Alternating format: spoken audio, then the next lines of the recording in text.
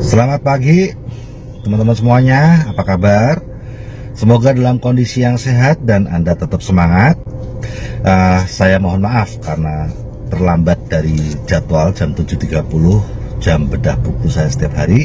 Karena tadi tiba-tiba Audrey ngerasa telinganya agak sakit gitu. Jadi kami ke rumah sakit dulu, tidak jauh dari sekolah. Dan kemudian saya antar ke sekolah. Sekarang kita bisa bedah buku lagi. Setiap kali hadir di acara bedah buku, bukan datang dengan pikiran seperti gelas kosong.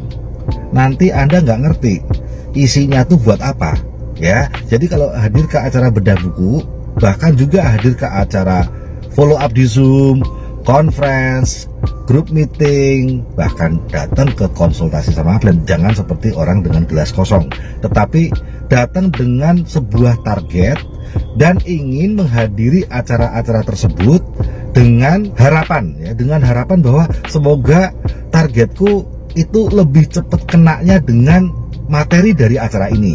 Bahkan ketika Anda melihat live stream dari rekan-rekan yang ada di sini, sambil berpikir semoga aku dengan nonton live stream rekan-rekan ini aku bisa makin cepat dapat atau kena targetku. Semoga aku dapat inspirasi dari materi ini. Begitu ya. Nah, oke. Kalau begitu kita juga ngomong dong. Sekarang tanggal berapa? Maka targetnya apa? Sekarang bulan apa? Maka targetnya apa? Ini minggu 1, 2, 3, 4. Mari kita lihat target kita. Nah, dalam peran kita sebagai pengusaha di TNC, peran sebagai orang yang ingin freedom dari gaji, ya. Maka sekarang kita lihat tanggal 30 Mei itu berarti masuk minggu 1. Nah, secara target mingguan, minggu 1 targetnya apa? CP. CP bukan GTR. CP prioritas kedua GTR. Nanti di minggu kedua berubah nih prioritasnya. Minggu kedua prioritasnya adalah GTR sambil CP. Sekarang CP sambil GTR. Jadi ketukan-ketukan itu juga harus dipahami ya teman-teman. Nah, itu prioritas target kita di minggu 1. Tapi di bulan ini juga harus ngerti targetnya apa. Juni ini adalah voucher pertama buat rekan-rekan sampai peringkat bintang 8 dari Anda orang baru. Bahkan buat Anda yang masih prospek. Ada voucher pertama reward dalam negeri dan reward luar negeri. Ya, nah ini juga kita harus mengikuti acara-acara itu dengan isi kepala. Semoga aku dapat inspirasi, semoga aku dapat solusi, jawaban, cara yang membuat aku makin cepat kena target di bulan ini. Yaitu apa? Aku pengen kena voucher pertama nominator reward. Sampai jadi penonton doang, kan gitu ya. Jadi kemarin kita itu sudah ngebedah beberapa pusat-pusat yang kita anggap benar sebagai sentral inti kita dalam kemudian kita beraktivitas dan menjalani kehidupan. Kita pikir itu benar, nggak taunya sebenarnya itu kalau dijadiin pusat itu keliru. Pusat-pusat apa yang kita pikir itu benar untuk jadi pedoman hidup, nggak taunya keliru. Dan kemarin memang benar-benar agak shocking, tapi setelah dikupas sama buku ini ternyata betul juga gitu ya. Silahkan Anda lihat di video part 24, bagian 24. Berpusat pada pasangan, kayaknya bener kan, nggak taunya keliru ya. Dan kemarin dijelasin tuh efeknya ternyata kacau juga. Ada yang berpusat pada penghasilan atau uang, kayaknya bener kan. Coba kalau orang nggak punya penghasilan. Tapi kalau orang dengan pusat seperti itu bisa keliru. Kemarin juga kita bedah orang yang berpusat pada pekerjaannya. Kayaknya bener lah, masa orang nggak kerja, nganggur dong. Kayaknya bener, ternyata keliru juga.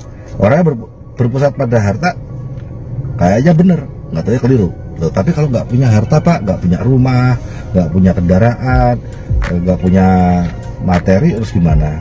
Kayaknya bener, padahal salah. Nah, oke. Sekarang kita lanjutkan ya. Ini juga mulai kita kelanjutannya yaitu berpusat pada kesenangan. Pusat lain yang lazim digunakan yang berkaitan erat dengan harta adalah kesenangan dan kenikmatan. Kita hidup di dunia di mana kepuasan instan tersedia dan dianjurkan. Televisi dan film berpengaruh besar dalam meningkatkan harapan orang. Televisi dan film menggambarkan dengan jelas apa yang orang lain miliki dan dapat lakukan dalam menjalani kehidupan yang mudah dan menyenangkan, tanda kutip. Namun walaupun kemilau gaya hidup yang berpusat pada kesenangan digambarkan secara jelas, hasil wajar dari gaya hidup seperti ini dampaknya pada batin seseorang, pada produktivitas, pada hubungan, jarang terlihat secara akurat. Kesenangan yang tidak merusak dan dilakukan sewajarnya dapat memberikan relaksasi untuk tubuh dan pikiran dan membantu berkembangnya hubungan keluarga dan hubungan lain. Namun kesenangan saja tidak memberikan kepuasan yang dalam dan langgeng. Orang yang berpusat pada kesenangan terlalu cepat bosan pada tiap tingkat kesenangan yang berturut-turut. Terus-menerus meminta lebih banyak lagi, kayak kecanduan. Jadi kesenangan baru berikutnya harus lebih besar dan lebih baik, lebih menggairahkan, dengan daya memabukkan yang lebih besar. Orang dalam keadaan ini menjadi hampir sepenuhnya narsistik, menafsirkan hidup sesuai dengan kesenangan yang diberikan kepada dirinya sekarang juga. Terlalu banyak liburan yang berlangsung terlalu lama, terlalu banyak film, terlalu banyak nonton TV, terlalu banyak bermain video game, terlalu banyak waktu senggang tanpa disiplin, di mana orang terus-menerus mengambil jalan yang paling sedikit tantangannya, sebenarnya secara berangsur-angsur memboroskan hidupnya. Hal ini memperlihatkan bagaimana kapasitas seseorang sangat kerdil, tetap kerdil. Bakatnya juga tidak berkembang, tetap tidak berkembang. Pikiran dan semangat menjadi lesu dan hati tidak puas. Di manakah rasa aman, pedoman, kebijaksanaan, dan daya berada? Malcolm menulis kesaksian abad ke-20. Ketika saat ini aku memandang kembali kehidupanku yang lalu, seperti yang kadang aku lakukan, maka yang paling mengesankanku adalah apa yang waktu itu kelihatannya paling penting dan menggairahkan, sekarang yang kelihatannya paling sia-sia dan absurd. Dulu itu kayaknya paling penting, paling menggairahkan, tapi sekarang itu paling sia-sia kalau dilihat dari sekarang gitu ya, melihat masa lalunya. Paling absurd, paling gak jelas. Kita bedah sebentar. Mungkin tidak ada di antara kita yang mau mengakui bahwa kita adalah manusia yang berpusat pada kesenangan. Tidak ada yang mau, karena kayaknya kalau kita mengakui hal itu rasanya tuh berarti gue nih orangnya manusia hedon, manusia yang hura-hura, kayak manusia yang nggak mau prihatin, kayak manusia yang nggak mau tidak mau berjuang buat keluarga, kayak manusia amoral. Tidak ada di antara kita yang mau mengakuinya bahwa kita adalah manusia berprinsip pada kesenangan. Tapi wait a minute, nanti dulu, mari kita selami diri kita sendiri untuk memperbaiki diri sendiri. Artinya, yuk kita jujur pada diri sendiri. Apakah kita tipe orang berpusat pada kesenangan tanpa kita sadari? Contoh, saya ngaku aja deh buat Anda. Contoh, saya dulu pernah punya sebuah prinsip yang saya sampaikan sama Bu Sari. Mah, tiap minggu tuh kita harus keluar sama anak-anak, wajib, biar seger, biar hubungan kita tuh deket sama anak-anak. Wajib ya, ke mall lah, atau nginep di hotel lah, jangan di rumah. Nah, dan Bu Sari diem aja. Bu Sari cuma bilang, ya asal nggak boros, oke-oke aja. Asal nggak ada tugas, oke-oke aja. Nah, itu kami lakukan. Setiap seminggu sekali, pasti jalan-jalan. Entah ke tempat-tempat, ke kota yang cuma deket-deket doang, ke Solo, nggak nginep. Atau main ke mall, atau makan di luar. Itu pasti kami lakukan. Namun begitu COVID, ya 2 tahun kemarin COVID, stop kan? Gitu, stop. Tidak ada makan keluar, tidak ada jalan-jalan, tidak ada, di rumah aja. Nah, di situ yang saya lihat Anak-anak santai-santai aja. Anak-anak tetap punya rumah untuk mereka bermain, untuk mereka ngobrol. Busari juga santai-santai aja. Saya aja yang kelencotan. Saya yang ngerasa bosen banget. Saya ngerasa kayak kekeringan gitu. Dan di situ saya ngomong sama Busari, aduh ayo dong main aja deh, gak usah ke mall gak apa-apa, yang penting keluar. Busari bilang, nah kan lu sendiri sekarang yang kelenjotan, lu sendiri sekarang yang kecanduan. Anak-anak biasa aja tuh, lihat. Dan betul, Al, Audrey, mamanya itu selalu punya permainan di rumah. Mereka selalu bisa menikmati. Bahkan anak-anak saya itu memang rada aneh. Anak-anak saya diajak main ke mall gak mau selama COVID. Diajak keluar kota gak mau gitu. Mereka bilang, ogah COVID gitu. Mereka ditanamkan oleh Busari ini. Mereka tetap bisa mendapatkan keceriaannya di dalam rumah. Mereka tetap mendapatkan hubungan yang baik, mendapatkan relaksasi, mendapatkan sensasi yang sama seperti kalau main ke mall, seperti kalau main ke hotel, seperti kalau main ke jalan-jalan lah. Mereka dibuat oleh Busari tetap mendapat sensasinya, sehingga sekarang tidak lagi tergantung sama tempat. Seolah-olah yang bisa memberikan kebahagiaan dan sensasi riang gembira, sensasi refreshing itu hanya kalau di pantai, itu hanya kalau di mall, itu hanya kalau di gunung dan sebagainya. Lah kalau COVID gimana? Ya, lah kalau lagi pas gak punya duit gimana?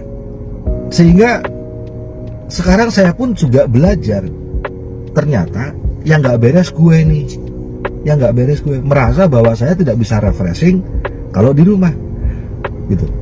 Sebenarnya sensasi itulah yang harus kita ciptakan bersama keluarga, bukan di mananya tapi bersama siapanya, itu yang harus diciptakan.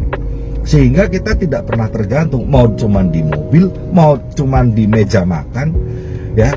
Rasa riang gembira kami, rasa bahagia kami, sensasi yang luar biasa tetap kami rasakan meskipun ada di meja makan. Oke, saya tahu tidak semua orang akan setuju dengan hal ini. Tetap yang namanya ngumpul keluar, maem bersama di luar sana itu penting. Pertanyaan saya, kalau lagi nggak punya duit gimana? Itu aja pertanyaan saya, simple toh. Apakah kita selalu akan dalam kondisi punya uang? Terus berarti Anda nggak bisa refreshing gitu sama keluarga? Coba.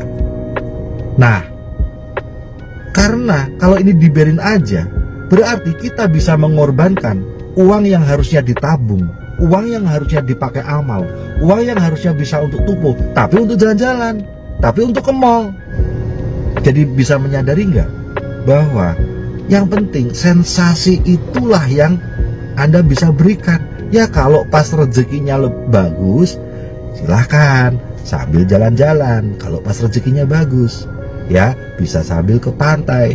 Ya kalau lagi pas punya waktu enak nih libur gitu ya, silakan. Tapi kalau pas rezekinya belum dapat, kita masih harus macul nyangkul nih, ya jangan diboros-borosin. Tapi ciptakanlah sensasi itu di rumah. Pemikiran bahwa di rumah aja bosen, itu sangat berbahaya. Karena membuat rumah jadi bukan tempat untuk bahagia. Harusnya kita sadar bahwa yang bikin bosen orang-orangnya. Kenapa sih kok rumah membosankan? Kenapa? Orangnya sibuk sendiri-sendiri gitu. Mamanya sibuk ngurusin masak doang gitu. Papanya sibuk cuman cari duit doang gitu. Kalau ngumpul cuman main HP masing-masing gitu. Ya siapa yang gak bosen? Kalau ke mall kan nggak mungkin ya sambil ke mall sambil semuanya pegang HP. Kalau ke mall kan bisa sambil lihat, HP-nya dikantongin, ngobrol-ngobrol. Jadi nggak bosen kan? Kalau ke pantai kan nggak ada ya orang ke pantai main ombak sambil pegang HP masing-masing. Enggak kan? Jadi kalau ke pantai jadi ceria, kenapa? Karena HP-nya dikantongin. Semua bisa memfokuskan kepada anggota keluarga yang sedang bermain ombak. Nah, kalau begitu ya di rumah ciptakanlah juga satu waktu di mana tidak pegang HP, di mana fokus cuma sama orang-orang di sekitarnya. Saya tahu kapan, jam-jam berapa di rumah saya melakukan hal itu. Saya tahu. Jadi pantai kita, gunungnya kita, mallnya kita, kalau di rumah itu areanya ada di meja makan sama kamarnya Dedek. Ya, kamarnya Dedek, kamarnya Mama. Bisa ranjang. Sampai kapan ini? Ya sampai anak kita SMP, sampai dia lulus SD. Bisa ranjang gue. Ada saat dimana aku lepas HP dulu. Ya, setengah jam aja di situ tanpa HP itu jadi deket banget gitu. Jadi benar-benar HP-nya saya tinggal. Ya, itu jelas tidak nabrak jam follow up. Tidak mau saya mengkhianati peran sebagai pencari nafkah gitu. Kalau saya melakukan hal itu, ngumpul-ngumpul lepas HP, jam follow up, waduh, bisa dipecat. Itu kayak orang jam kantor malah dia pakai untuk main. Tentu saja di luar jam-jam itulah ya. Ini juga jam kerja nih, kerja untuk refreshing itu kerja. Dan disitulah tidak pegang HP. Walaupun anak saya si Al pegang HP, tetapi saya nggak pegang HP gitu. Sehingga saya tetap bisa godain dia gitu, bikin dia ketawa ya. Terus saya bisa ngobrol sama mamanya, saya bisa ngobrol sama kakak. Dan Audrey udah kalau ngerti papanya lagi ngumpul, entah di kamar, entah di meja makan di bawah, begitu dengar suara papanya ngumpul, ini anak cewek tahu-tahu keluar juga tuh dari lubang persembunyiannya di kamarnya, keluar juga ngumpul. Kalau di kamar langsung aja jeblong gitu, langsung loncat nguyel-nguyel adiknya. Sensasinya kayak ada di mall, sensasinya kayak ada di pantai, sensasinya kayak ada di gunung, kayak lagi ada jalan-jalan ke Bali, ke Kuta, sensasinya ya. Nah disitulah yang membuat anak-anak saya maupun Bu Sari nggak pernah bilang bosen di rumah mulu. Yang bikin bosen tuh orang-orangnya, bukan rumahnya. Nah, dan jujur ya teman-teman, ketika saya setengah jam, 1 jam punya pengalaman seperti itu, ketika saatnya bekerja pegang HP lagi, itu bahagianya luar biasa, itu freshnya luar biasa, luar biasa. Ya kalau Anda di luar negeri ya saat ini Anda sendiri, lalu carilah refreshing yang positif, yang tidak harus keluar duit, tidak harus keluar rumah. Karena ada saat-saat dimana kita tidak punya duit, ada saat-saat dimana kita tidak bisa keluar rumah. Carilah refreshing yang membangun. Hubungannya apa? Hubungannya kalau Anda nggak memahami ini, hari ini Anda cari hiburan ke mall, buang duit. Nah, iya kan? Hubungannya itu membuang waktu, membuang uang, membuang tenaga, membuang energi ya, sehingga kecapean, nggak fokus sama target di minggu 1. Nah sekarang hiburan itu ada di dekat Anda, nggak usah jauh-jauh, bermanfaat ya. Makanan sehat tidak harus mahal, makanan sehat itu murah, sayur, tempe, tahu, sambel, wenake minta ampun. Begituplah hiburan, hiburan yang menyenangkan tidak harus mahal. Pusat yang kita sering anggap benar padahal keliru, yaitu berpusat pada teman atau musuh, penerimaan dan perasaan menjadi bagian suatu kelompok sebaya dapat menjadi hal yang nyaris paling penting, menciptakan tingkat ketergantungan yang tinggi pada suasana hati, perasaan, sikap dan perilaku orang lain yang selalu berfluktuasi, berubah-ubah. Interaksi negatif yang dihasilkan dapat tumbuh dari pemusatan pada teman. Dan bagaimana dengan menempatkan musuh pada pusat kehidupan seseorang? Kebanyakan orang tidak akan pernah berpikir tentang hal ini, dan mungkin tak seorang pun pernah melakukannya dengan sadar. Meskipun begitu, pemusatan pada musuh sangat lazim atau umum terjadi, khususnya jika ada interaksi yang kerap di antara orang-orang yang mengalami konflik secara nyata. Ketika seseorang merasa dirinya diperlakukan secara tidak adil oleh orang yang penting secara emosional atau secara sosial, maka mudah sekali baginya menjadi asyik dengan perlakuan tidak adil tersebut. dan menjadikannya orang tersebut sebagai pusat dari kehidupannya. Bukannya menjalani kehidupannya sendiri secara proaktif, orang yang berpusat pada musuh malah bereaksi menentang perilaku dan sikap dari orang yang dianggap musuh. Salah seorang teman saya yang mengajar di universitas menjadi sangat putus asa karena kelemahan seorang administrator yang memiliki hubungan buruk dengannya. Ia membiarkan dirinya berpikir terus-menerus tentang orang itu sampai akhirnya hal ini menjadi obsesi. Persoalan ini begitu memenuhi benaknya sehingga mempengaruhi kualitas hubungannya dengan keluarga, dengan tempat ibadahnya, dan rekan sekerjanya.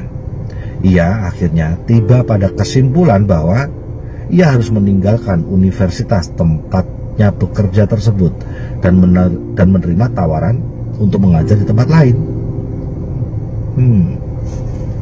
Apakah Anda lebih suka mengajar di universitas ini seandainya orang itu tidak berada di sini? Tanya saya kepadanya. Oh ya, tentu saja, jawabnya. Tapi selama ia ada di sini, maka keberadaan saya justru terlalu mengacaukan. Saya harus pergi dari sini, kata dia. Ya. Mengapa Anda menjadikan administrator ini pusat dari kehidupan Anda? Saya bertanya lebih lanjut. Ia terkejut oleh pertanyaan tersebut. Ia menyangkal. Akan tetapi saya menunjukkan kepadanya bahwa ia membiarkan satu orang ini beserta kelemahannya mengganggu keseluruhan peta kehidupannya, membiarkannya merusak iman dan kualitas hubungannya dengan orang-orang yang dikasihinya. Ia akhirnya mengakui bahwa orang ini menimbulkan dampak sedemikian rupa pada dirinya, tapi ia menyangkal bahwa ia sendirilah yang telah membuat semua pilihan ini. Ia menyalahkan si administrator untuk situasi yang tidak menyenangkan itu. Ia sendiri katanya tidak bertanggung jawab atas hal itu.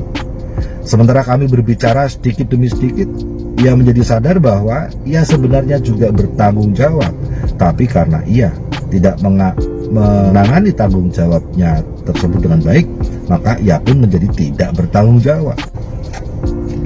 Banyak pasangan suami istri yang bercerai masuk ke dalam pola serupa. Mereka masih dipenuhi kemarahan dan kepahitan dan pembenaran diri dalam hubungannya dengan mantan pasangan mereka. Dalam pengertian negatif, secara psikologis mereka masih menikah. Mereka masing-masing membutuhkan kelemahan mantan pasangan untuk membenarkan tuduhan mereka. Banyak anak yang lebih besar menjalani hidup entah sembunyi-sembunyi atau secara terbuka dengan membenci orang tuanya.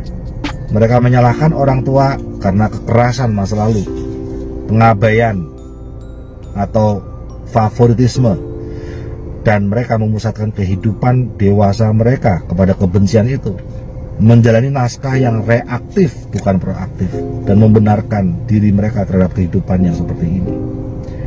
Individu yang berpusat pada teman atau pada musuh tidak memiliki rasa aman secara internal.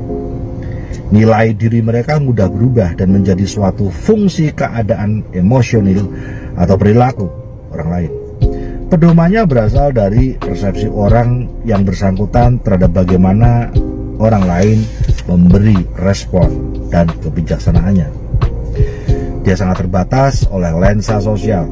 Individu ini tidak mempunyai daya karena orang lain yang mengendalikannya. Oke, titik. Kita bedah tentang hal ini secara mudah dan sederhana. Saya bisa ngomong hal ini tuh seperti ini.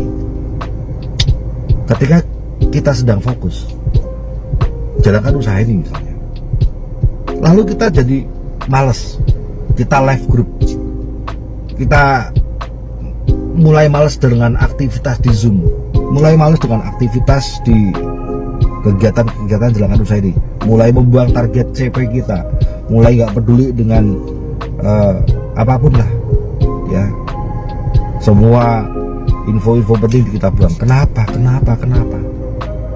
Karena saya kesel sama plan saya. Jadi setiap kali saya inget TNC, saya ingetnya upline saya, ngeselin. Bukankah itu persis kayak orang ini?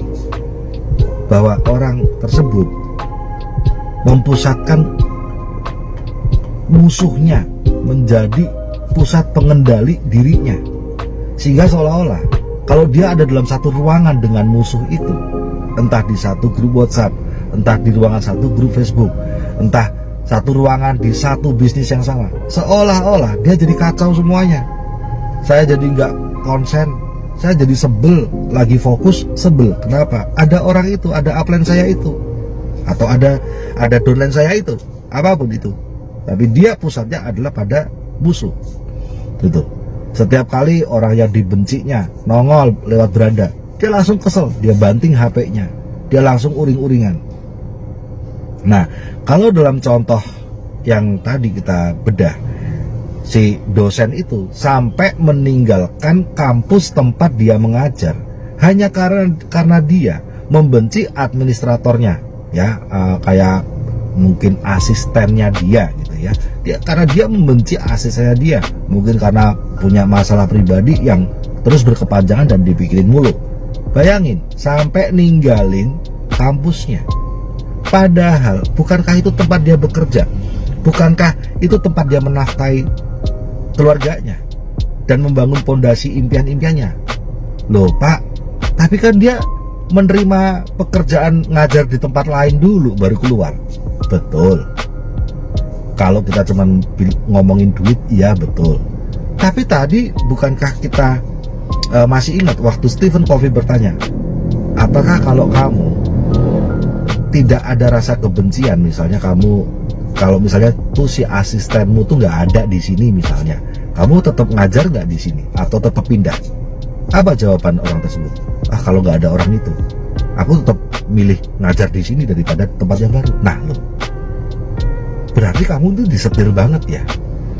Kamu menjadikan musuhmu sebagai pusat dari seluruh tindakanmu. Nah itu keliru. Ya, mau sampai kapan kamu lari? Karena orang itu akan ada terus. Sekarang ada di sini, besok ada di sana. Sampai kapan mau ngumpet? Gitu. Itu kan ngumpet sebenarnya. Ya, lari atau ngumpet dari orang itu kan. Nah, berpusat pada teman juga seperti itu. Ya, beberapa orang saya lihat, beberapa orang itu kalau mau ngejalin sesuatu, misalnya jalankan usaha ini, jalankan TNC, itu kayak temannya tuh harus mendukung dulu. Kalau temennya nggak mendukung, itu terus dia jadi kayak, bener nggak sih jalankan TNC ini? Padahal udah jelas bener, dia udah tahu motivasinya apa. Tetapi karena sahabatnya tidak suka, maka dia lebih memilih sahabatnya dibanding memilih masa depannya. Itu sama persis seperti pendapat beberapa orang yang mengatakan begini, Pak, setelah saya jalankan TNC, saya promosi produk-produknya, saya promosi tentang sukses lewat usaha ini, saya tunjukin para mantan TKW seperti kami yang juga sukses lewat usaha ini. Sekarang saya malah kehilangan teman, Pak. Teman-teman saya yang biasanya kalau liburan kami bisa ngumpul bareng, bisa rujaan bareng, bisa ke pantai bareng, itu sekarang pergi semua, Pak. Saya nggak punya teman. Nah, ini juga yang dimaksud oleh Stephen Covey, yaitu dia mengira bahwa temannya itu adalah pusat dari kehidupan dia, dan itu keliru. Ya, secara jangka pendek, mungkin secara jangka pendek itu mungkin lebih nyaman punya teman, karena kita tidak rujaan sendirian, kita tidak melepaskan lelah dan penat letih kita sendirian. Ada teman kita yang juga sama-sama letih, sama-sama lelah bekerja, terus yuk rujaan bareng. Secara jangka pendek. Tapi secara jangka panjang gimana? Bukankah secara jangka panjang kita sama teman kita pisahan juga, bukan pisahan konflik, tapi ngurusi keluarga masing-masing?